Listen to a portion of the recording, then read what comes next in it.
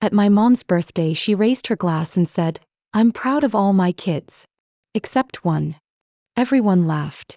I smiled, took out a small white envelope, and dropped it into her champagne glass. She screamed when she saw what was inside. The evening was doomed from the start. I walked into the house around 6:30, snow still clinging to my coat, holding her gift like it was made of porcelain. A silk scarf from Italy wrapped with care. The whole place smelled like vanilla and roasted meat.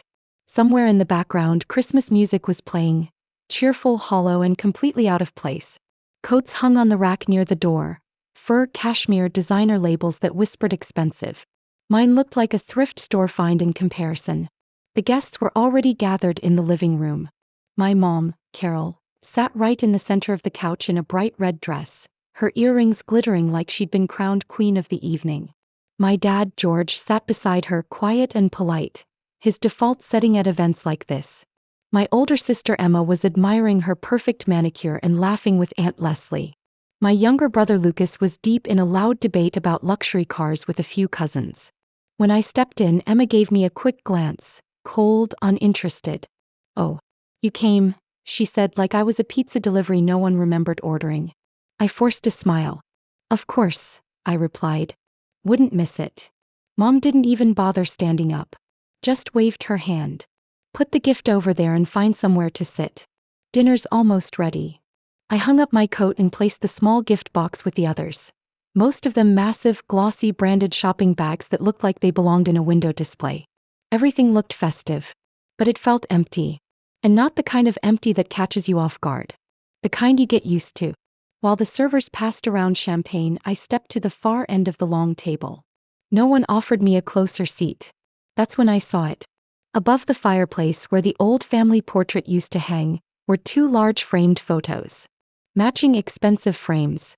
Hung with care. In one, Emma stood in front of the Eiffel Tower, dressed in an all-white designer outfit, striking a pose that screamed magazine shoot. In the other, Lucas stood proudly in a sleek modern office, holding a plaque that read Startup of the Year.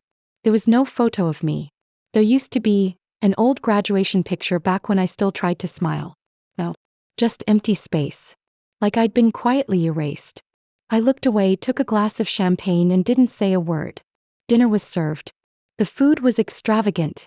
Duck with orange glaze, truffle mashed potatoes, tiny sculpted salads in glass bowls. It all looked beautiful, smelled like money, and tasted like nothing. The conversations revolved around the usual things. Other people's success. Emma bragged about her new collection in Paris. Lucas talked about opening his first coffee shop. Aunt Leslie, bless her, went full fan club. "You have such a talented family, Carol." Mom beamed like she'd raised royalty. Not a single person asked me a thing. Even Dad, who normally tries to play neutral, just nodded at me when I sat down, then forgot I existed. At one point I mentioned quietly that I'd just moved into a new apartment. Mom didn't even pretend to care. "Emma, did you tell them about Paris?" she said, cutting me off and passing her another glass of champagne. I looked down at my plate and focused on my fork. In this house I've always been background noise. Furniture. A glitch in their perfect design. By the time the toast started, I already knew how the night would end. Dad, half-hearted, to family health. Aunt Leslie, to our children's success. Lucas, half-joking, to the burden of being a genius. Cue laughter. And then, Mom stood up. The room quieted. Glasses clinked. She adjusted the silk scarf on her shoulder and looked around with pride. "I'm proud of my children," she said. Loud. Clear. Proud of Emma, our shining star. Proud of Lucas, so bright and kind. He paused for effect. I held my breath. Then she smiled. "I'm proud of all my children, except one." Laughter rippled through the room, nervous, forced, a few stifled chuckles. Dad smiled into his plate. Emma covered her mouth like she was embarrassed. She wasn't. Lucas raised his glass toward me, smirking. I didn't cry. Didn't hunch or shrink. But something inside me finally, quietly, clicked shut. Like a door that had been waiting years to close. I stood, picked up my purse, and took out the envelope. Walked over to Mom. Her glass was already on the table. She wasn't even looking. I lifted it gently and slid the envelope into the bottom of the flute. A neat little rectangle visible through the glass. Inside was a short note and a link to a shared drive. What's this? She frowned. I didn't answer, just gave a small smile and walked toward the door. Nora. Aunt Leslie called after me. Where are you going? I didn't respond, just grabbed my coat and left. Outside the sky was already dark. The snow fell in soft, lazy flakes, glittering under the street lamp like scattered diamonds. I took a deep breath of cold air, and for the first time in a long time I felt it. I'm not losing a family. They already lost me. I shut the heavy front door behind me and stepped into the cold hallway. Then I stopped. The silence inside the house was so sharp, it felt like it rang in my ears. That kind of silence where your body instinctively holds its breath, like the world is bracing for something. I took one step, then another. Each footfall echoed a little too loudly in my chest. And then, from somewhere deep in the living room, came my mother's scream. Not angry, panicked, high-pitched. Crack. I froze. And in that instant I knew. They opened the envelope. They saw everything. I didn't turn around. Didn't run back to explain. I just kept walking. Toward my car parked at the edge of the long driveway. The air stung my skin, the snow crunched softly beneath my boots. But inside I felt calm. Cold, steady calm. I got in, shut the door, turned the key.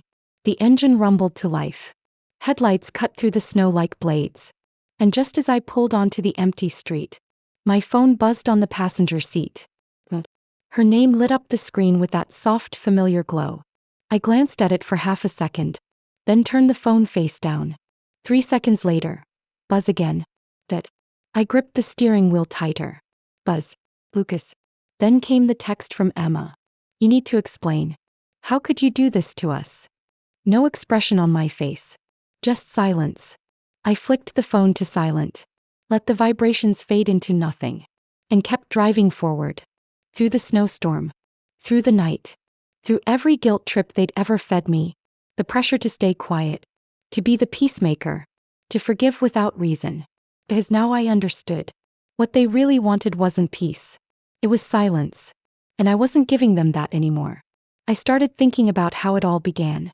From the start I was the extra. The placeholder between the golden children. Emma the oldest, family pride and joy. A star. Lucas the youngest, bright, charming, endlessly adored. Me. The space between them. The backdrop. Mom used to say, "You're so independent. So easy." Easy meant invisible. When I won awards, I got a silent nod. When I moved into my first apartment, a smiley face in the family group chat. That's it. When I asked for help, "You're strong. You'll manage." So I managed. Worked. Paid rent. Covered bills I couldn't afford. Sent money to help them out even when I was barely scraping by. Quietly hoping, naively, that maybe one day they'd see me. That it would matter. But the truth was different. When Emma had an art show, they bought her gowns that cost more than my rent. When Lucas dropped out of yet another program, Mom took him out for mental health lunches at 5-star restaurants. Me. When I asked for a small loan to get a root canal, Dad sighed and said, "Times are tough. We just can't afford that right now." Meanwhile, they were shopping for Emma's new car. It might have stayed buried if not for one slip. A passing comment from Mrs. Burton. "Such a shame they sold that house near the park. Your grandfather was so proud he left it to you." That stopped me cold. What house? Left to me? I didn't believe it at first. So I dug. Property records. Tax filings. Old estate paperwork. City archives. And there was a will, clearly naming me as the heir to the house. Forged authorizations signed behind my back. Bank records showing years of rental income going straight to my parents' accounts. Thousands and thousands of dollars, while I rationed groceries and worried about rent. I sat with it for a long time. Do I tell them? Walk away quietly? Take them to court? But the decision came the night Mom lifted her glass and said, "I'm proud of all my kids except one." And everyone laughed. Emma smirked. Lucas raised his glass at me like it was some kind of inside joke. That's when I knew. There would be no apology. No admission. No closure. Just them. And their story where I was the problem. And now, driving through the dark, phone buzzing in the seat beside me, I knew one thing for sure. I did the right thing. I chose myself. and I would never let them choose for me again. I woke up the next morning to silence. The phone had finally stopped buzzing. When I opened my eyes, the screen was lit up like a Christmas tree. 53 missed calls. 27 texts. 11 voice messages. That Emma, Lucas, even Aunt Karen, who I hadn't heard from in 10 years, suddenly remembered I existed. I scrolled through the messages with one finger. Some were desperate. Sweetheart, we can fix this. We're family. Some were threatening. If you go public with this, you'll destroy all of us. And a few were just plain nasty. Typical. You've always been ungrateful. I set the phone down. Didn't answer a single one. By lunchtime, another message came in. This time an email. From my father. Short. Told. Be reasonable. You don't want a war. No one wins. Signed. Family is everything. His go-to phrase whenever he wanted to sweep something under the rug. Later that evening, another message from Mom. I'm sorry if we hurt you, but since you've clearly found out, maybe we should talk. We're open to discussing compensation. Compensation. Not we want to make things right. Not we betrayed you and we're sorry. Just compensation. Like I was some disgruntled vendor and not their daughter. I closed the email. Turned off my phone. 2 days later, the rumors started. First, a college friend reached out. Your mom told people you turned down the inheritance because you were focused on your career. Then a neighbor sent me a screenshot from Emma's Facebook. Sometimes jealousy ruins even the strongest bonds. It's sad to see how greed changes people. And that's when I realized they'd launched a full-blown campaign. The goal was simple. Discredit me. So that if the truth ever came out, people would already be doubting my side. It was textbook. First silence me, then ruin my reputation, then play the victims. So I spent the entire next day in a lawyer's office. Her name was Miss Bennett. Sharp, no-nonsense, mid-40s with eyes that didn't miss a thing. When I laid everything out, the will, the documents, the tax records, she didn't flinch. Just nodded. You have a rock-solid case. The house is legally yours. They've been collecting income they had no right to. I hesitated. What about the lies? The posts, the gossip? She frowned. Unless they cause you measurable harm like loss of income, it's hard to prove defamation. But if they keep it up, we can build a case. You'd be surprised what counts once there's a pattern. I nodded. Her confidence was exactly what I needed. So what do I do now? First, document everything. Screenshots, messages, emails. Every single piece. Second, keep everything formal. Third, no more private communication. All contact goes through me. On the drive home, one thing became clear. They weren't going to stop. To them, the truth was dangerous. And I was the traitor who'd chosen herself over their script. But I wasn't scared anymore. I wasn't the old Nora who quietly cleared dishes while everyone toasted Emma. I knew exactly what their family values were worth. And I knew what I was worth now too. That night, I opened my laptop. Wrote a new email. Attached the scanned copy of the will. Attached all relevant documents confirming my legal ownership. And sent it to Mom, Dad, Emma, and Lucas. Subject line. Formal notice of property ownership. All further communication through legal counsel. No emojis. No explanations. No begging. Just facts. They wanted a war. But they forgot one thing. I'm not their background character anymore. The letter Miss Bennett sent on my behalf was about as warm as a blizzard. 2 pages.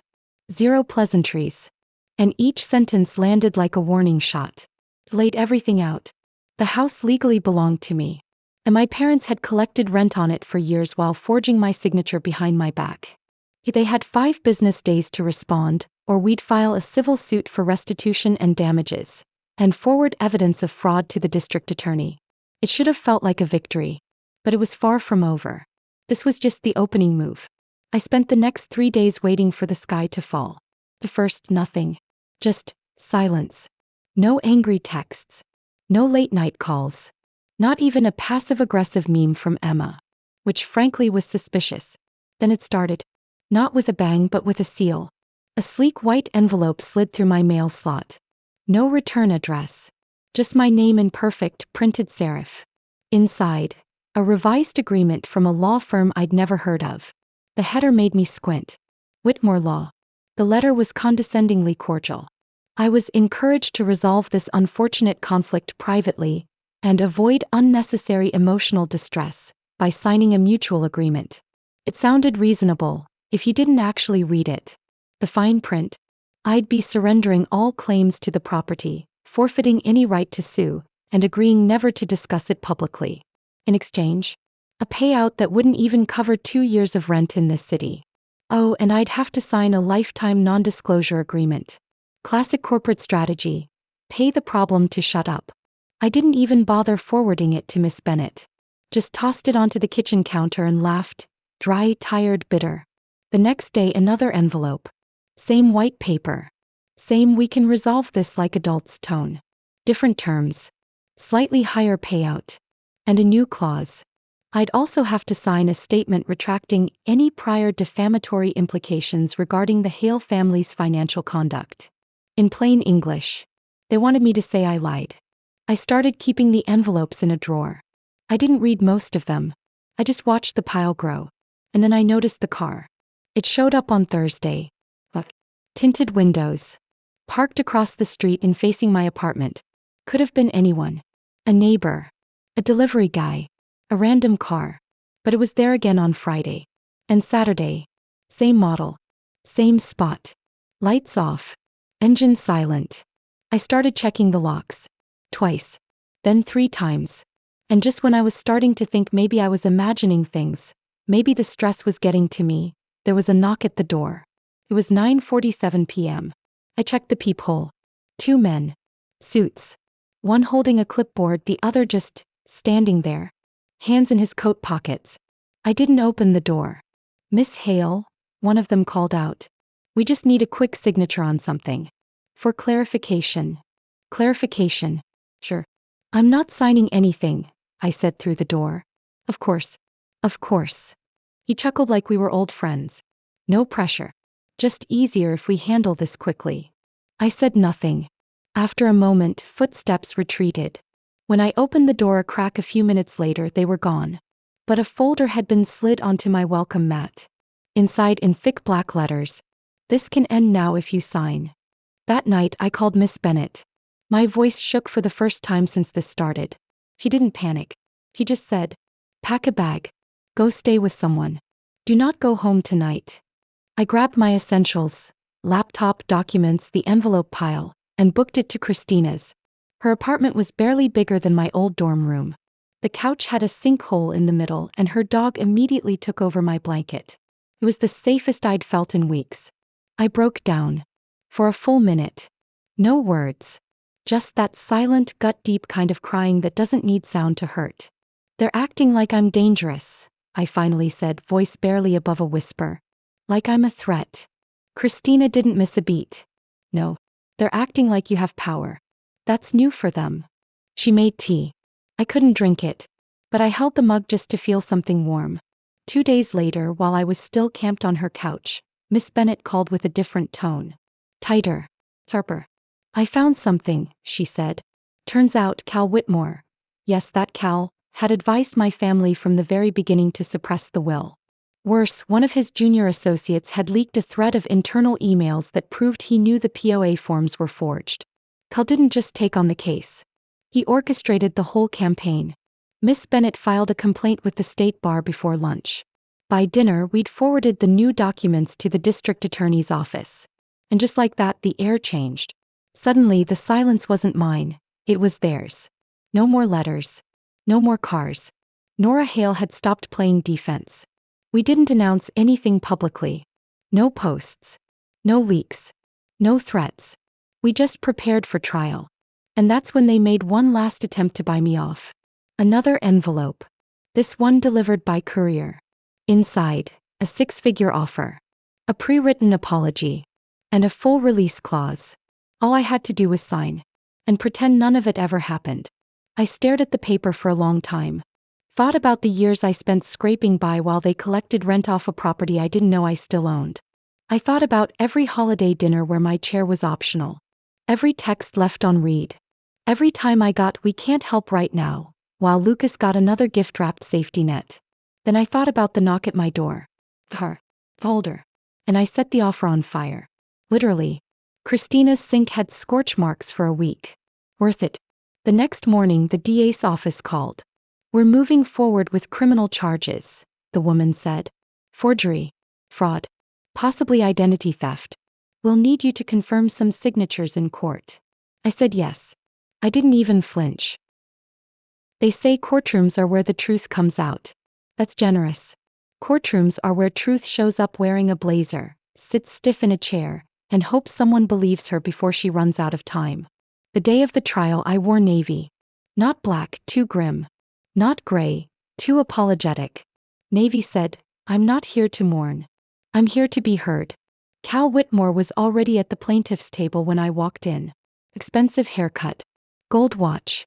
Perfectly folded pocket square, like he was auditioning for a legal drama where no one ever loses. He didn't look at me. Mom did. Just briefly. She was sitting beside Dad, who looked like he hadn't slept in a week. Emma wasn't there. Lucas was. His expression said, I didn't sign up for this. Which was funny considering he actually had signed things. Illegally. I sat beside Miss Bennet, who passed me a folder and whispered, Stay calm. Let the evidence speak first.